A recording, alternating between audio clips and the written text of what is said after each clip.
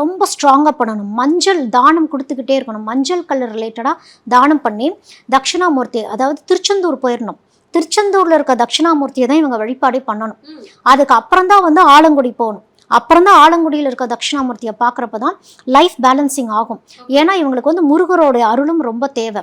அங்கே போயிட்டு சாஷ்டாங்கமாக அங்கே இருக்க அந்த கொடிக்கம்பத்திட்ட விழுந்து டோட்டல் சரண்டரிங். ஏன் அதை சொல்கிறேன் அப்படின்னா, அந்த கொடிக்கம்பம் வந்து திருச்செந்தூர் கொடிக்கம்பம் வந்து பல காவு வாங்கி வந்த ஒரு கொடிக்கம்பம். உங்களையும் அந்த மாதிரி சுற்றி இருக்கவங்க காவு வாங்கிட்டு தான் இருப்பாங்க. உங்களுடைய உழைப்பை காவு வாங்கிட்டே இருப்பாங்க. அங்கே போய் டோட்டல் சரணாகதி, ரியலைசேஷன், உங்களுடைய முதுகு தண்டு ஸ்ட்ராங் ஆகணும்.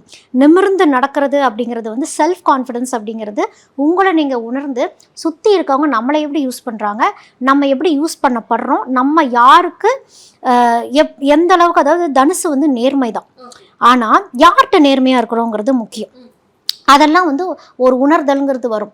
அங்கே போய் இருக்க தட்சிணாமூர்த்தியை வழிபாடு பண்ணுறப்போ தெளிவுங்கிறது ஒன்று பிறக்கும். அங்கே சூட்சுமத்துக்கான வழி, கீ பாயிண்ட் அவங்களுக்கு அதுதான். அங்கே போய் இருந்து அவங்க ஏதாவது எழுதணும்,